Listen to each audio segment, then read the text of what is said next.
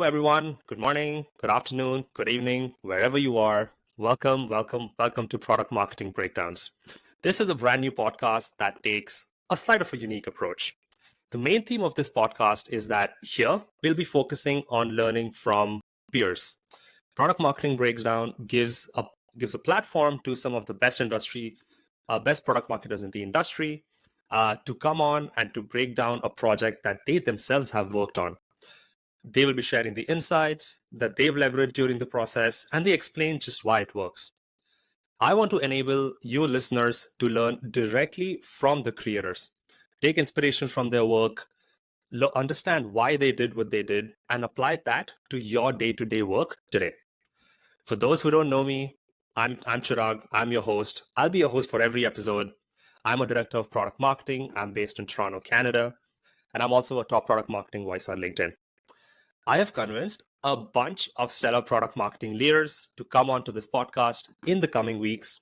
And today is the first episode. Today is the inaugural episode. I'm starting big today. Today, I'm joined by Sonduren. Sonduren is a senior director of product marketing at Airbase. Airbase is a leader in the spend management category for mid to large businesses. He has been there for over 3 years now. He has a team of 6 product marketers in his team in his current role. He also juggles responsibilities of an ambassador with the Product Marketing Alliance. If that wasn't impressive enough, wait till you guys hear this. He is also a successful YouTube star. He has his channel called Cars with Sonduren, where he talks about everything automotive related. I don't know how he manages all of this together, but what I do know is that he's absolutely killing it. I've known him for a few years now. I'm lucky enough to count him as a friend.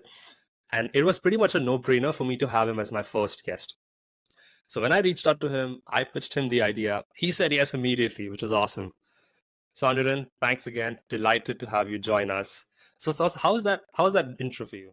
Yeah, that was good. I really appreciate the kind words, Chirag. And yeah, I'm excited to talk about product marketing, kind of actually how it looks like when you're executing on the ground, especially in like Series A to Series C, where I've spent a lot of my experience in, but I've also spent a lot of time in seeing what product marketing looks like at a bigger company like Microsoft. So yeah, it's very interesting. And I'm glad to be the first person to kick this entire show with you off.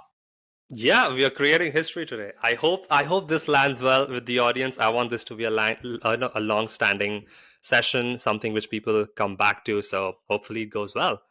Uh, I want to take a few minutes just to do a quick introduction, like a quick high-level overview. Um, Apart from what I've covered, is there anything else that you can tell us about yourself, or what basically got you into product marketing all the way back then?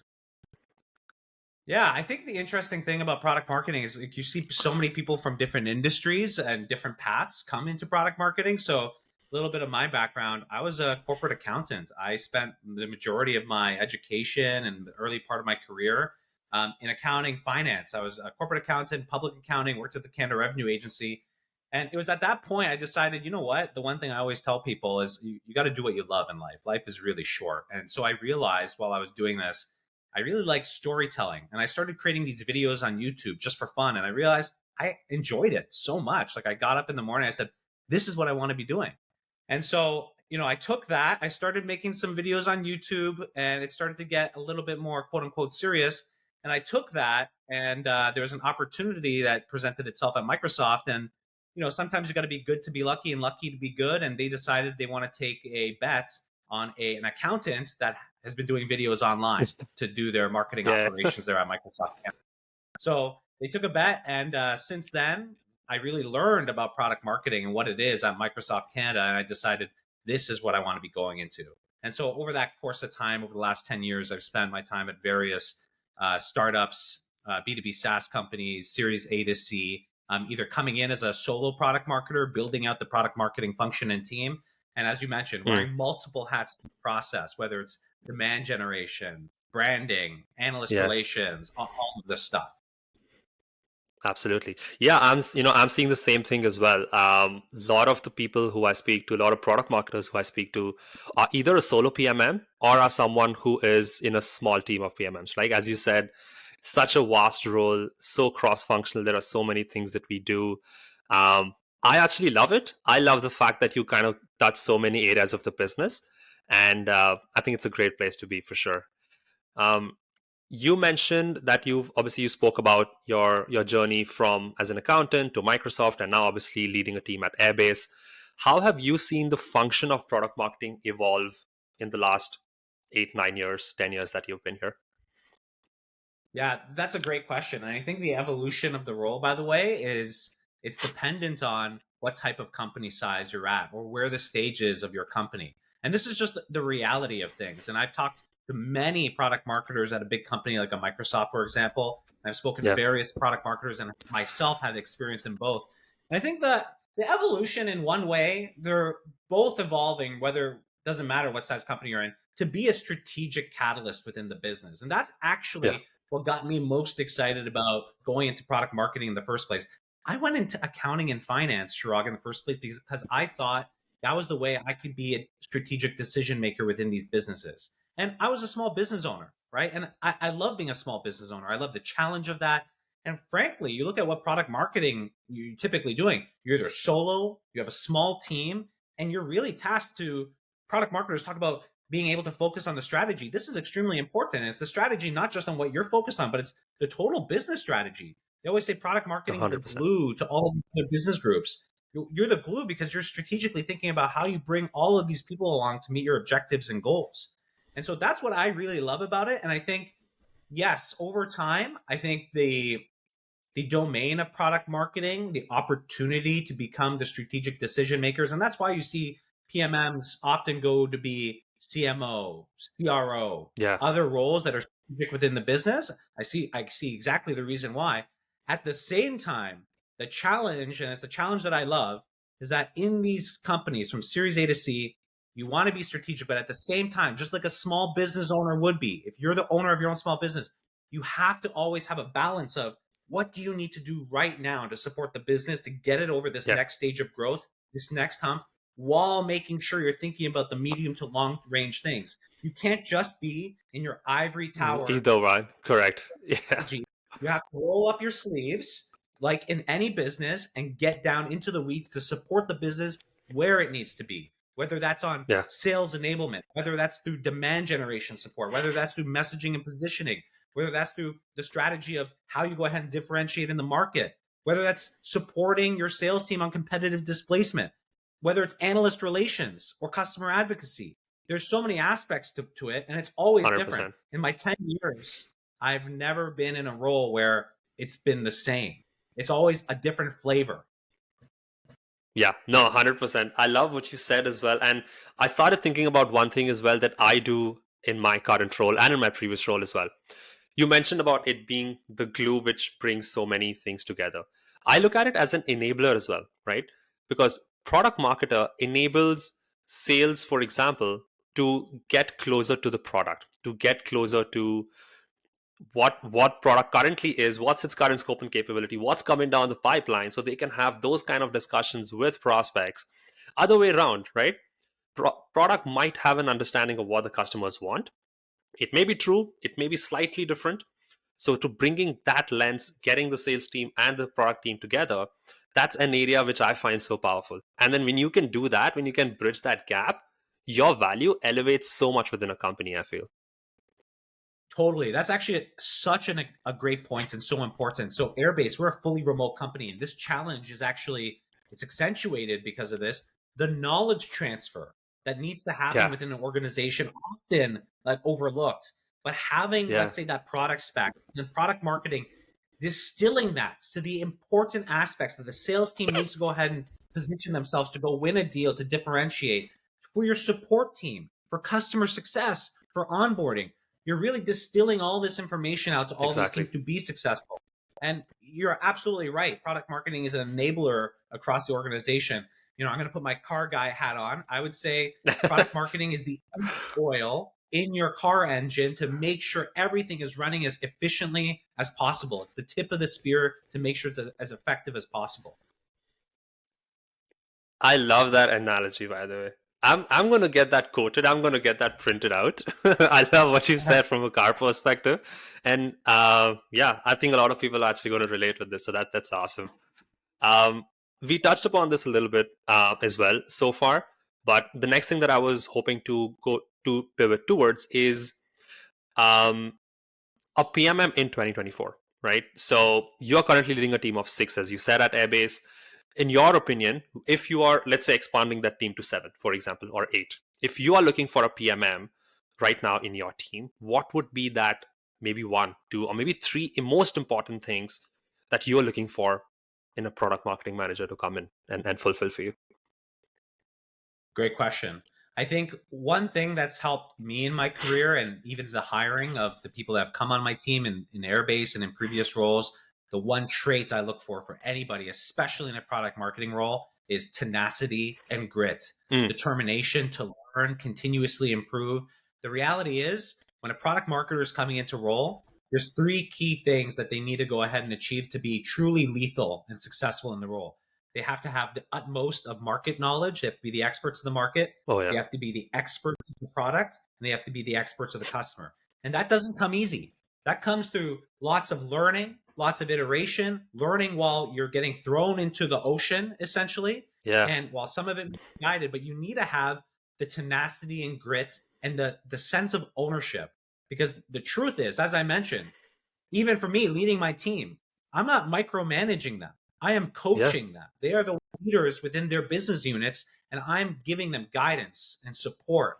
So making sure that you bring in somebody with the trait of true ownership, ownership of a business, understanding of what the roles and requirements are, and then just having that tenacity, that grit, that continuous improvement mindset is extremely critical.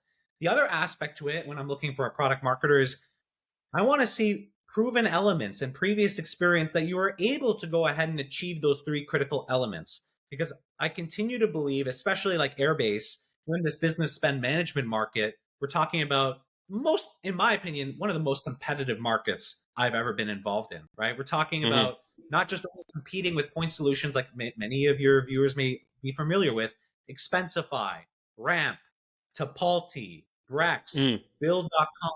We're competing with them all and in addition to other players. So in order to compete in this landscape, and this is more like tied to like PMA 101, you have to figure out how you are different. How do you position Yeah. yourself in a differentiated light and in a way that resonates with your buyer and resonates with your audience? The only way to really do this effectively is if you truly master those 3 pillars. So I want to see in your history, show me examples how you believe you mastered those 3 pillars, then created messaging, positioning, supported your business to actually go Yeah. ahead and drive growth, right? That's an extremely critical piece. And then finally, number 3, I think, again, heightened in the importance is your ability to communicate that message through multiple mediums. And I think this is often Mm. overlooked as well, because product I marketing is agree. not just about the external motion of doing this, creating content copy, helping guide positioning and messaging, drafting up a landing page, presenting to analysts, right? Presenting publicly to customers. But Yeah. it's also about being able to tell that story. What do we say? Product marketers are storytellers. When you listen to music, you're listening, there's a story being played. You're watching a Yeah. movie, there's lows, there's buildups, there's highs, there's all of these things that happen that get you to get bought into that story.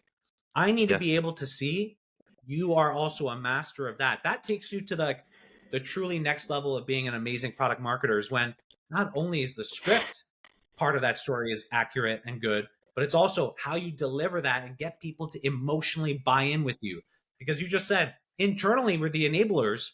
You can't get people bought in with you if you don't bring them along on that journey That's with right. you. So you have to sell That's them right. internally while you sell your prospects externally. Yeah, it's a tough job. It's a, I love how you broke it down into those 3 key areas. One thing, and I'd love to get your take on it. This is how I approach things as well. So when it comes to having a new team member join, right? So if you're saying you're looking for these 3 key things in a PMM, as a people manager, as a senior director of product marketing, as yourself, one thing which I think is extremely critical is to play a multiplier effect, right? So I came across this concept of a multiplier effect in a book that I was reading last week, in fact, where they were talking about how a people leader or a manager's role is to figure out what is that one thing that the leader can do which can 5x the outcome for their team members, right? So as you said, being a storyteller, being someone who can work towards and support the messaging and positioning. What is that one thing that Sonduren as a people leader can do, which helps them do those things pretty quickly? So a lot of my thinking goes towards that as well, to figure out what does my team actually need, what are the kind of things that they are currently short in, and what is that one thing that I can do. It could be clarifying a process, it could be making an introduction with a specific person, it could be removing a specific roadblock or fastening some approval, it could be some small thing which you can do, which opens the floodgates and pretty much takes your output 5x. um, that's something which I find as a concept extremely fascinating, and I'd just love to get your take on it as well. Is that how you approach as well? Is that how you think about supporting your team? That's totally accurate. So I think about, if you think about like any sports team, right? You have Yeah. players that are out on the field and they each have their Yeah. specialty. They each have their specific role in the team. Whether you have, if I use NBA, you have a 3-point shooting specialist. Then you have somebody that's Mm, amazing at the free throw line, right? And you have somebody that's great at driving the ball up the court. So what I'm trying to do is identify within my team, where are those nascent talents and their yeah. ability to go ahead and really evolve and have that 5x, and get them and unlock that ability for them and put them in a situation where they can develop that and also make impact to the business in that way effectively, right? Correct. Totally critical. So it's always good to, when you look at your team, where do you want to position your team across the business requirements, where their strengths are, coach them to make sure they unlock that strength and really expose it so the business gets the most value out of it. And for the team, they're going to get the most value out of it, right? Yeah. They're going to be those They're gonna specialists getting and W's. Yeah, they'll get W's. W's. It's going to, especially in the first 6 months of role, you put them in that position, earn some W's under the belt. Confidence, we know, is so much for everybody, Yeah. especially when you're coming into the role. You're onboarding quickly, getting those W's in, the wins based on their strengths, extremely critical. 100%. I love that. Um, this was a great start. We talked about something obviously into a lot more detail with some of the key concepts for a PMM. I want to switch gears a little bit and move to our second section. The second section, for those who are listening, I like to call it the breakdown. I did talk a little bit about this as well in the introduction, and this is the element that I want you guys to take some of the great learnings and insights from as well. So the breakdown is, when I was speaking with Sonduren about this particular episode, I asked him to think about a specific example or anything, any work that he has done in the past, maybe one example that he could share with us, and think a little bit about what were the key insights that he leveraged, and we can kind of go into a bit more detail with that as well. So for the breakdown, I wanted to ask Sonduren, would you mind introducing and sharing some context about an example that you worked on or that you brought with you?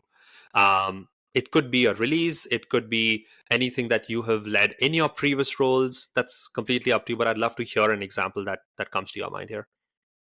Yeah, I think the one thing I always hear from product marketers, because it's always so vague, and I'm going to try to address it here, is when you're looking at messaging and positioning and differentiation, that's a really tough nut to crack. So I want to share an Yeah. example that's most recent at Airbase that I think hopefully will give people a little bit of context on how to address this. So what we've seen over at Airbase, so in our specific industry, we were looking to go up market. And so we sell primarily into the office of the CFO.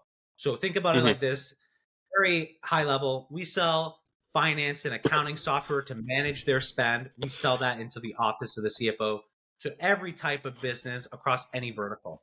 And this is what we were doing. We were great, but we had ambitions to move up market. And so Sure. this is where now you realize, okay, why do you have product marketers focused by segment, by industry? Because the messaging is different and potentially your buyers, their goals, their pain points are going to be different. So as we went up market, we realized the office of the CFO, as we knew it, the controller, for example, who was Mm, traditionally the main buyer, they actually did not hold the decision making power anymore, because now in these bigger organizations, it was the procurement team that now hold that buying authority. And they were that's still interesting. within the office of the CFO. So the interesting part is now their objectives have changed, even though they sit within and they report to the CFO. Hmm. Their pains have changed. And so having to make Mm-hmm. sure that it's a twofold thing. Number one, the easy part. The easy part is, okay, well, if their pains change, figure out what their pains are, understand, turn your messaging and positioning to address their concerns, and then you could go win them. That's the easy answer. But that's not the reality in an extremely competitive market, because now we're competing with a similar message to every other competitor that was selling a solution to this procurement team. So we had to take a step back and say, well, let's take a look at how are we different. And so how we looked at this problem was procurement teams at that time were looking at a solution to solve for their one specific pain, which was, Mm. in an easy way to describe it, the procurement process. Sure. They were looking to solve this problem. And so we had a solution to go solve for that problem for them. That's Mm-hmm. great. But everybody else had a solution as well. So we took a step back and said, look, if our message and what we want to do, because the story I told you, Shirag, is I left accounting and finance because I wasn't able to actually make the impact of strategy like I thought I was doing. I was actually on Excel 12 hours a day doing VLOOKUPs and formulas, and that was what corporate accounting was. But that's not what Sure. we were sold. I knew this as an accountant, and obviously we did a bunch of research as well. And the reality is we could go tell them a message of, if you want to take that role to be strategic, you actually have to take a step back and look at your procurement process. It's not just about procuring spend.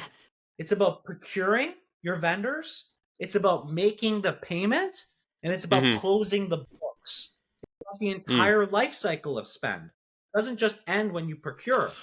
Your Sure. team, your accounting team, you're on, have to make the payment, process the payments, record the journal entries into your ERP. They have to close the books. And so our story was to take them a step back to say, you actually have to focus on the bigger picture. And that's where our product and our differentiation shines, because we capture all of the spending that all these Mm. companies do. And so we addressed and said, look, you got to take a step back. You really got to look at the entire spend life cycle, because that's how you're going to be a strategic decision maker and drive strategic movement in your business when you think about all the other stakeholders.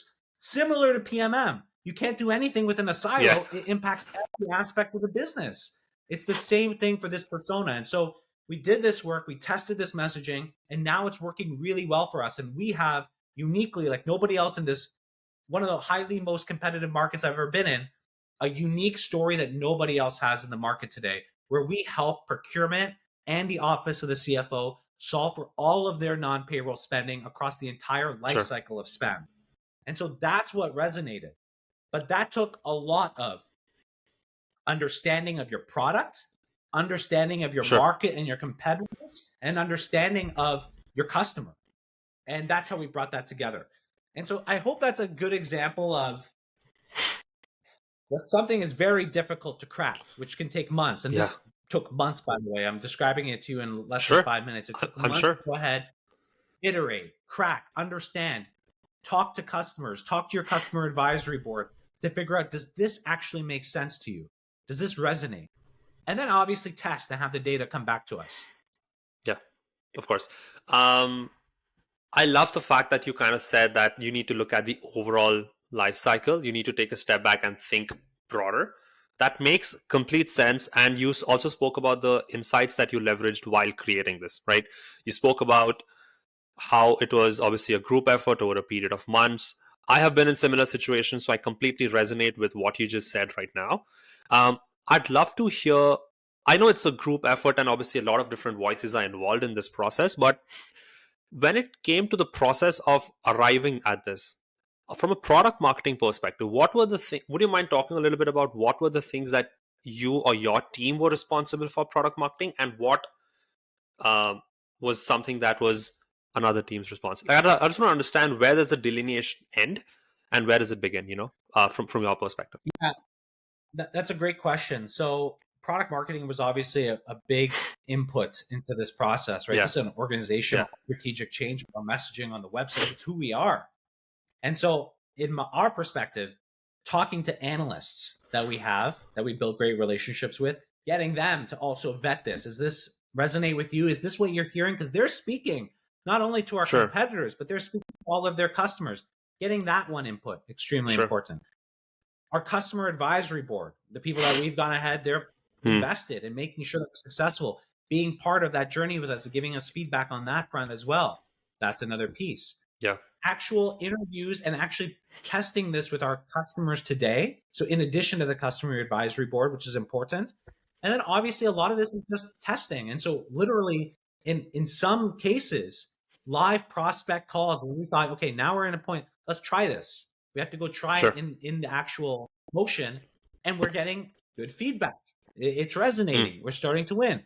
And we realized, okay, so this is something actually now we can go broader, test on the website, A/B test, see how the messaging's Yeah. working, and then at some point you get all the data and you start to decide, okay, we're committed to this. This looks like it's working. Let's go through.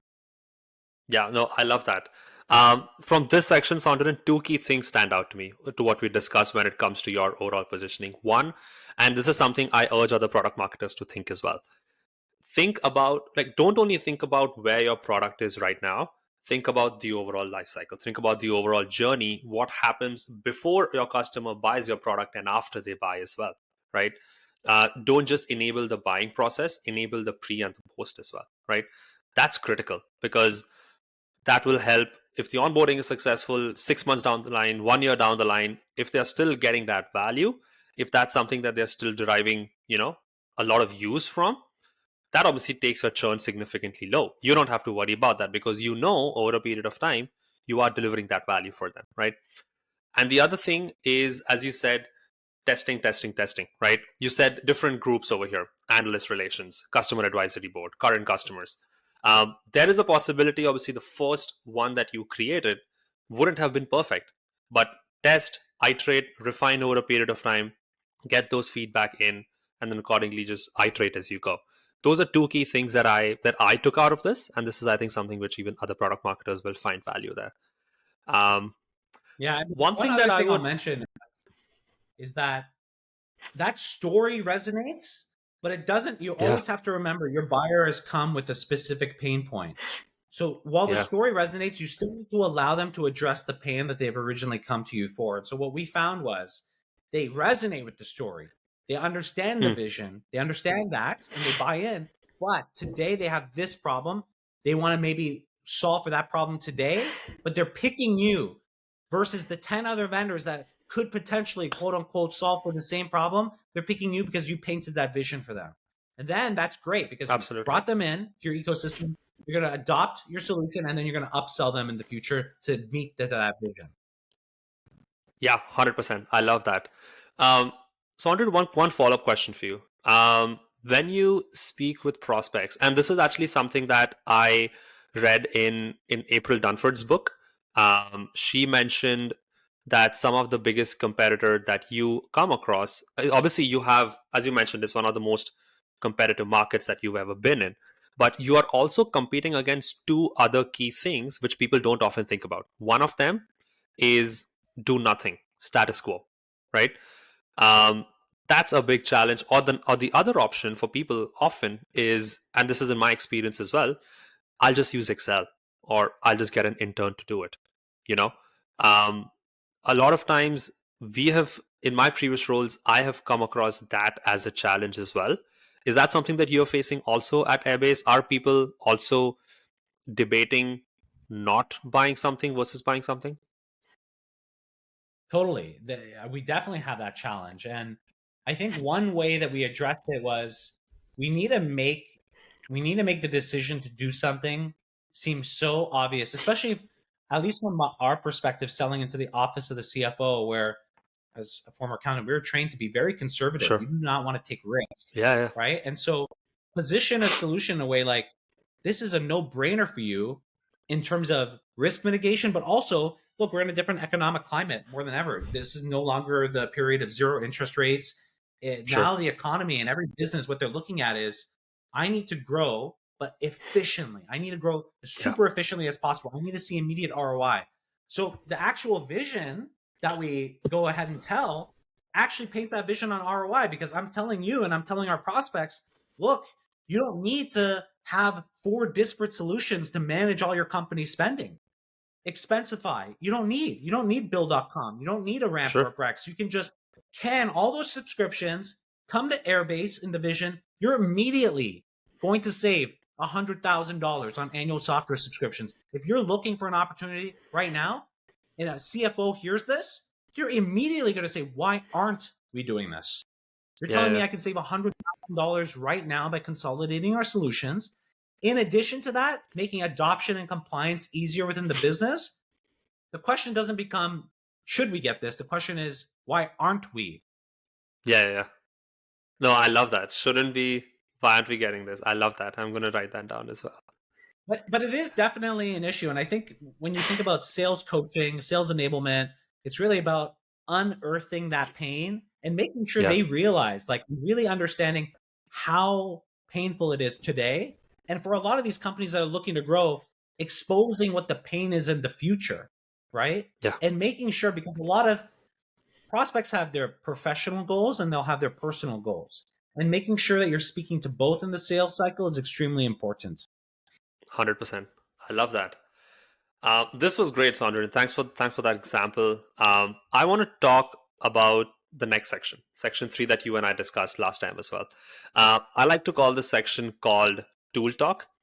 Tool Talk basically I thought would be an interesting section for us to get into, where I ask the guests to think about one particular tool or a software that they use in their day to day, and we'll go into a bit more detail on that as well. So, Sondra, for you, what is that one software, one tool that you use on a day to day basis that, as a product marketer, that you can't really function without? Yeah, I'd say there's probably two tools. I think I'll go over what I believe my strengths are and weaknesses are as a leader, and I'll Sure. explain why I use both tools to help augment and support the one, but also really make the other one extremely powerful. So, one is project management. I'm really Hmm. proud that I am very OCD, I guess, and I'm very strong with project management. And I have our entire product release cycle, product launch process, enablement process. We have Asana task, nested Asana task. We use Asana to the best degree that we possibly can. And this helps us, and this is extremely important because we're an asynchronous company. Half of Yeah. my product team is around the world. My product team is in India. I have my enablement team in a different country, different time zones. So it's extremely hard in a world where everything's async. You have to have project management capabilities across the board here, especially around Sure. your GTM. So Yeah. really strong with that. Live in Asana. The entire team lives on it. It's not just the entire PMM team. Everybody that's part of this go-to-market motion lives in Asana. So heavy user of Asana. And I'm really proud. Like if you go on the Airbase What's New page, every single month for the last 4 years, almost 4 years that I've been here, we deliver monthly product updates. And Hmm. that's tough to do. Company, when I It told is. 90 people, or 350 people, you know what goes on every day in a product marketer's life. And that train just keeps on going. So Yeah. that's a huge accomplishment. And that's only possible because of laser sharp execution on project management, especially in an async environment. So that's one tool. Yeah. The other tool that I use that helps support me in my weakness and actually helps support the team, because this is one of the toughest nuts to crack when it comes to product marketing, is the written content. It's taking what Hmm. you know of those pillars that I talked about, Chirag, and distilling it to be as concise and punchy and resonate to your prospect as much as possible. So we got a license for ChatGPT 4.0. The team Hmm. uses this as a copy check, as idea Sure. creation, as brainstorming, right? It's honestly really helpful. And the entire team has been using it since it's coming out in its release. And it's really improved not only one of my weaknesses as a product marketer, it's helped up level that where it's no Hmm. longer a weakness. It's something I Yeah. continue to work through, but also for the team. And so it's important. And both is what I'm using today. I think those are the two most impactful tools right now for us. Yeah, I love it. I love you mentioned ChatGPT. Obviously, everyone's using it. I use it in my day to day as well. One thing that I noticed though, and I'd love to get your take on it, is it can do so much for you. People just don't know that. Like Yeah. people are only using ChatGPT for two things, three things, four things, I would say at the most, right? And they Yeah. repeat that, and then they say things like, "Okay, help me draft these 10 bullet points," as an example. "Okay, help me concise this. Okay, help me expand on this or summarize this," whatever it is, right? So it can do a lot more than what we are currently using it for. It's extremely overpowered for our use case. But what I want to understand from you, is there an instance where you've seen one of your team member is great at it and is using it for a lot more and getting more out of it versus another team member? And how do you facilitate that knowledge transfer between them, if there's any? Yeah, that's a great question. Yeah, that's a great question. So I actually asked the team to always share what their use cases are and how they're using ChatGPT, and we talk about it Yeah. because we all need to be using this as much as possible. Extremely important for us, by the way. I think PMA says the ideal PMM to PM ratio is 3-to-1.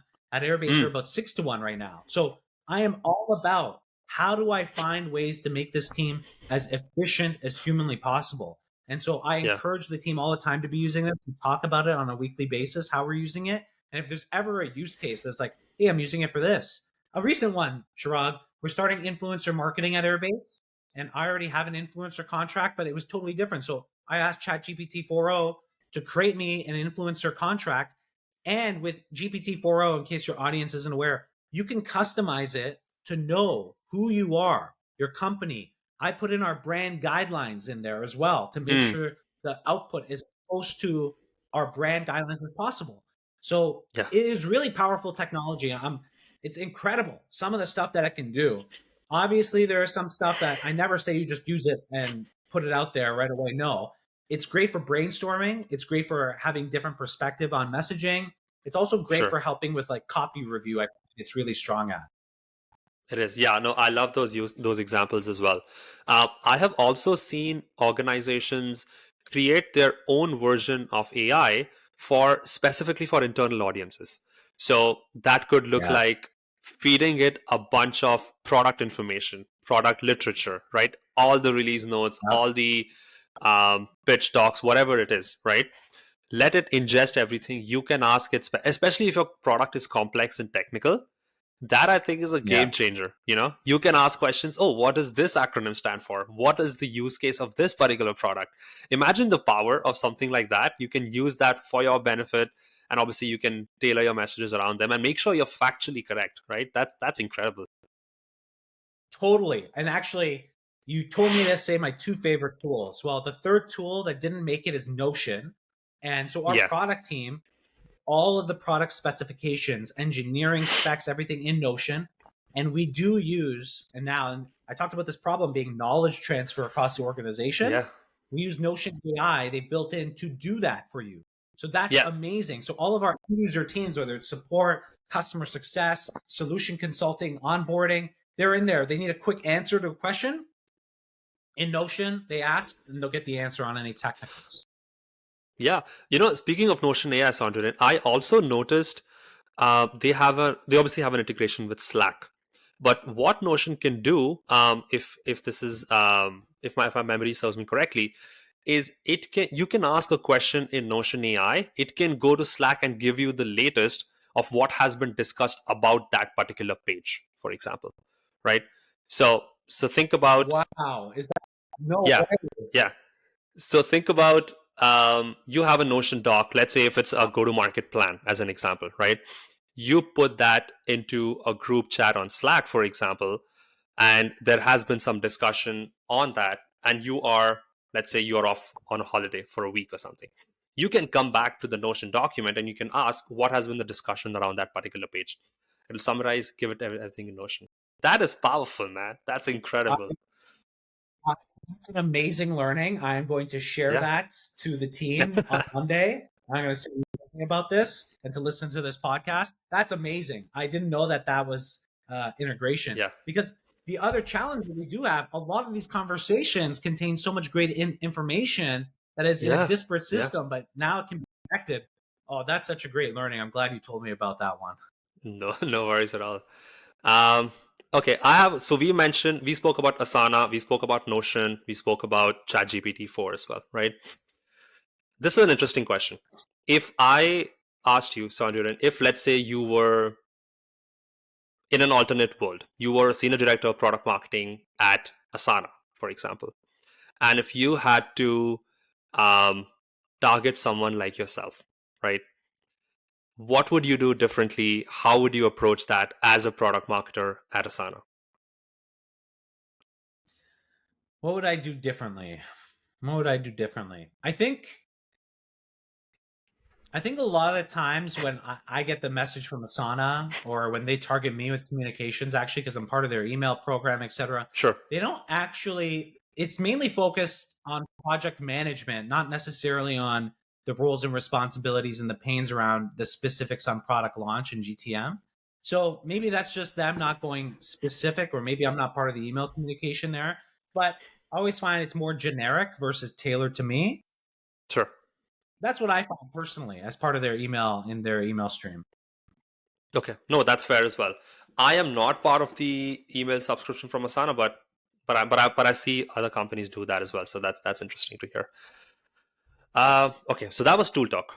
Next section that I have is something that we call behind the scenes. Behind the scenes is where we will go into a bit of detail into what Sonduren is working on currently in his current role at Airbase, and we talk a little bit about that as well.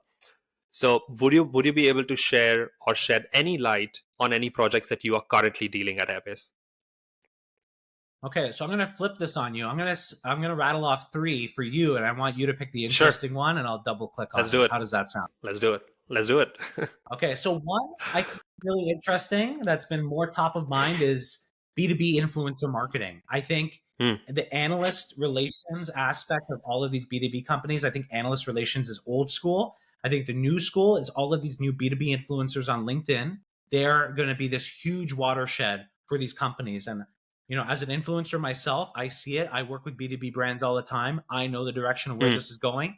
And actually, we talk about an era of cost efficiency. I think this is one of the ways where you can get that dramatic efficiency increase by improving your customer acquisition costs by going through influencer marketing on B2B. That's one. sure, So that's something one I want to talk about. The other one is on sales enablement. I think that's always something critical for growing companies, and it's something that's never been off of my plate here at Airbase or at any previous company. It's about how you go ahead and scale your efforts on sales enablement and finding a right balance of how much you focus on the short term to deliver and maybe have a higher where you're spending more time doing it, less at scale in order to get past the hump, but also how you scale your sales enablement function in the future. Very important, especially you think about sure. SDRs, AEs. There's natural churn always in the organization. And then as you grow, Yeah, you add more, that percentage of churn increases. So I think that's another thing that we could potentially talk about if that's of interest. And then finally, the last aspect I think is really important is how you go ahead. There's so much communication happening to everybody, your customers. They're part of many SaaS tools. We talked about three tools that we're involved in. hmm, How many emails do I get from all of these yeah, tools with their updates, etc.? So I think another great topic is communicating with your customers. How to communicate them the most effectively, where you have to know they're in a world full of noise. How do you get your sure. message out there effectively so that it lands? So you pick from one of those three and we could double click or whatever you find is Oh, interesting. that's a tough one. I like all three: B2B influencer marketing, sales enablement, communicating with your customers. I think I am I think we're going to be able to talk a lot about communicating with customers. I'm going to go with the third one, and I hope the ones who are listening to this podcast and the audience over here would also love to hear about that, because I know that's something that PMM is directly responsible for as well. Like I see a PMM playing a very critical role here.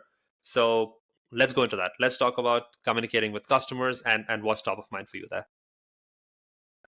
Great. So one of the things that's top of mind for me, especially over the last 6 months, was realizing that look how many different channels our customers are being targeted. They are part of a customer email, let's say. Mm, They're working with their CSM team, a lot of these customers, and they have these one-on-one connects with them. Great. Another way of communication is app queues in product notifications, right? sure, Another great way to go ahead and talk to your customers. So the sure, question is, how do you target your customers to go ahead and identify across those different buyers and the personas within them? How do you create these scalable communication channels to go ahead and drive two main outcomes? I think two main outcomes. One is the adoption and consumption of the product, of course, and then two, to help drive upsell, right? And how you mm, think about that. And one of the challenges that when I speak to PMMs today is how do you find this balance of, let's say you have 100 points of communication. Do you focus more on communicating the aspect of upsell, or do you focus on the adoption and consumption of the product? Sure, And sure. my take on this, I'd love to hear your take on this, is I think you have to start on the scale motion on awareness and consumption of the product, right? Yeah, That follows up a great conversation with your customer success team on the one-on-ones on their quarterly business reviews. Because one of the biggest aspects, especially for our platform, is we have so much in the platform. Shirag, if I asked you, Asana was the example, how much of yeah. Asana do you think you really understand? No, I totally understand. Like at the beginning, 10%, you're starting off 10%, 15%. You have specific use cases that you wanted to do. Like as you said, right, for Asana, you just want to keep a track of your tasks. That's it. It's full Totally. stop, right? That is one Totally. case, but Asana is so much more. It is so much future roadmap planning, this, that. There's so much more that is in it, but that's not top of mind for you as a customer. Like when I want to start using, I only want to use it for the main thing I've bought it for, right? All of that obviously comes later, but Exactly. yeah, And that's a great point. So you talked about using that main thing you wanted it for. So it's important when you're mapping out your communication strategy and how you drive adoption and consumption, think yeah, about those main use cases and build programs that branch out of those use cases to start. One of the biggest yeah, things I see from other PMMs and they come and asking for feedback is, I'm not getting this traction on talking to our customers about a different part of the product, but they're failing to connect the value that they're getting today to the increased value that they're going to get by sure, going ahead and learning how to go ahead and deploy this. That's yeah, the biggest problem that I see with doing any customer communication, because people are so busy. They just want to know yeah, how you're going to help me right now. So connecting exactly, it to the pain, connecting it to how they're using the product today is going to help you. So think of it as a tree, right? yeah, Think about you starting at your base at the trunk. From the tree, you're going to branch out into different areas. And eventually, if your goal is to drive adoption and consumption here, think about branching your way over there. And that's how you're going to get them to actually effectively engage with your communication, whether it's in an email or internally through in product notifications and flows. That's how you're going to get better success. So, something that I'm working with right now on the PMM team is building out and mapping out that tree to go mm, drive the consumption that we need across these other important areas of the product that are maybe seeing the adoption that we're not happy with today. yeah. No, absolutely. I love that example. I have actually also been fortunate enough to have an opportunity to create those linkages, as you said, right? The way I look at it is, and maybe you're familiar with this tool called Pendo.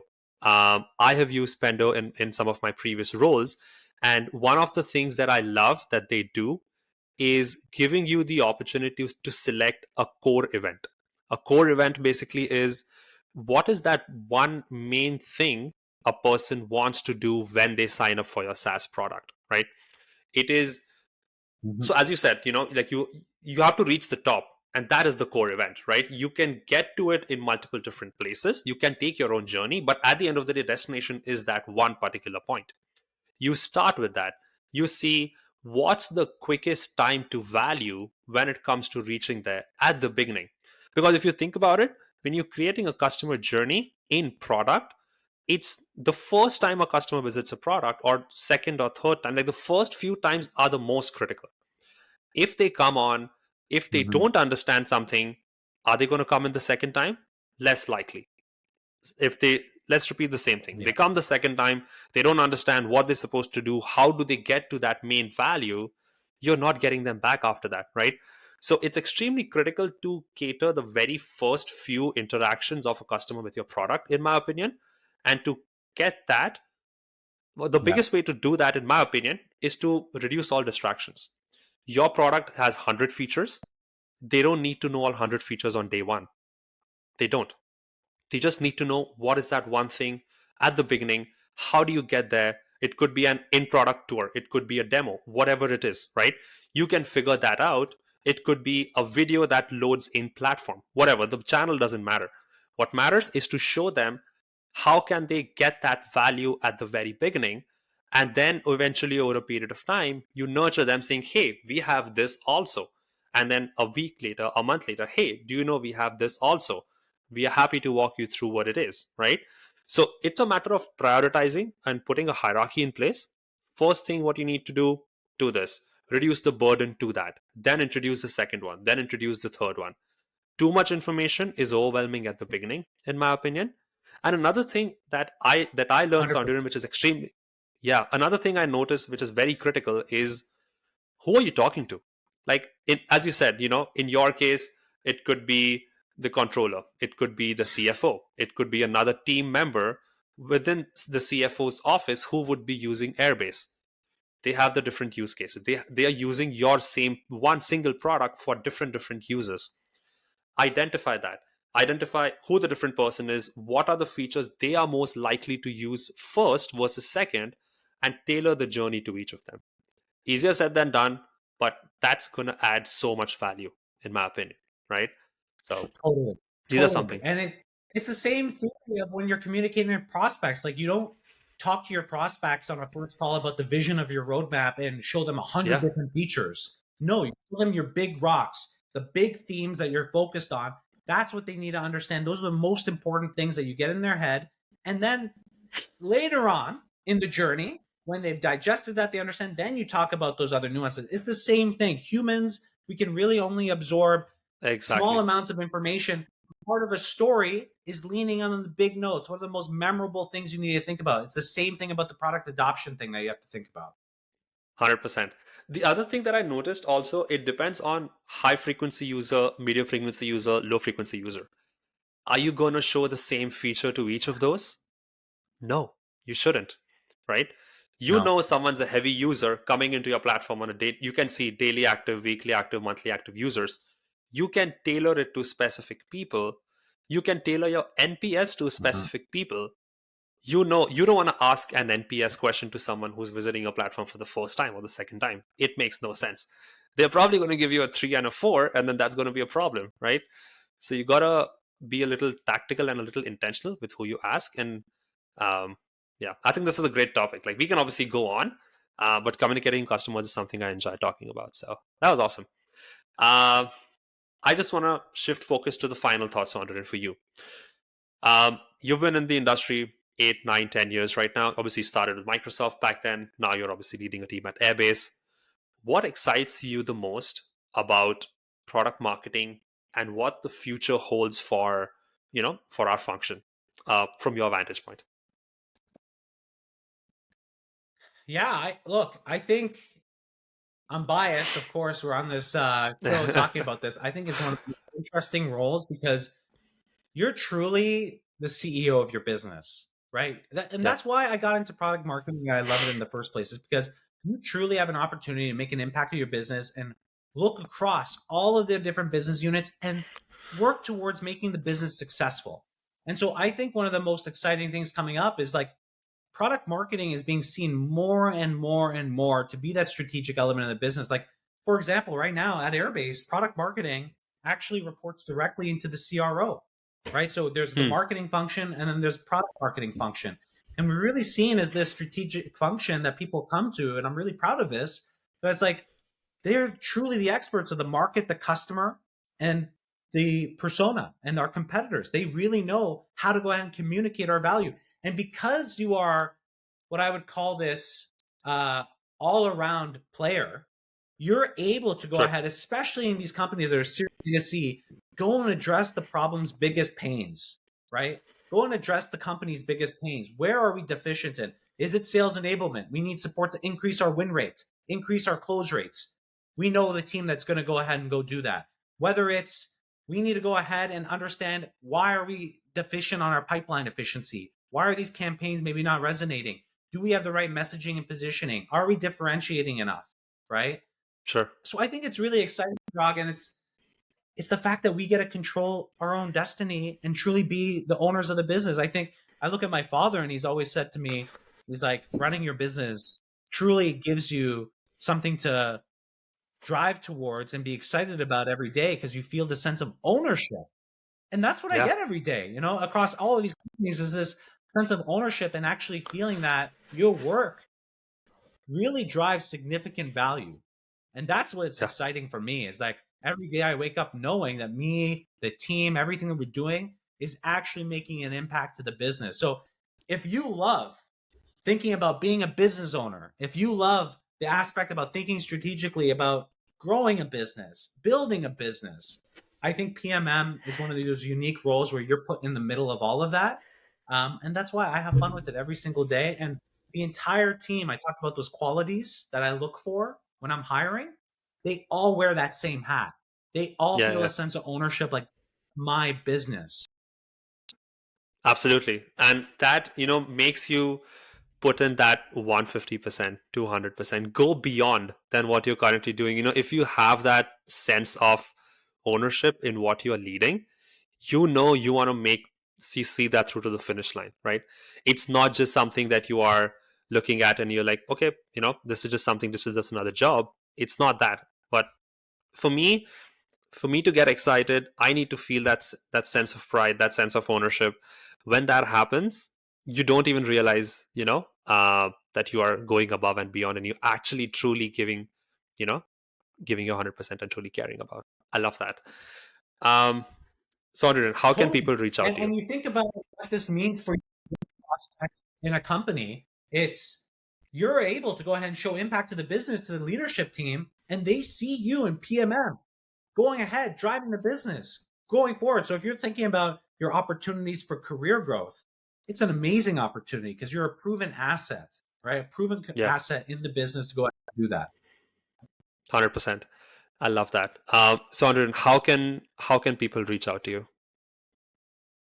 Yeah, you could reach out to me on LinkedIn, Sonduren. I think there's only one Sonduren probably around, so you can find me pretty easy. Feel free to message me if you have any questions. I'd love to chat. But Chirag, thank you for inviting me. I had a great time here talking to you about all of this. No, this was awesome. I don't know if you guys could tell. First episode, I was extremely nervous. I hope we did a good job. I hope this is something you found a lot of value in. Apart from LinkedIn, make sure you check out Sonduren's YouTube channel as well. He's doing a great job. If you are into cars, you guys are going to love what he's doing. Consistent, great content, talks about a lot of things. I'm actually meeting Sonduren in a couple of weeks. He loves, I bought a new car recently. He wants to check it out. So I'm actually meeting him in person. I'm going to make a post about that on LinkedIn as well. Sonduren, if that's okay with you. But I hope you guys had a good time. I hope you learned quite a bit over here. I did for sure. I'm learning every day from obviously people like him. Feel free to let me know.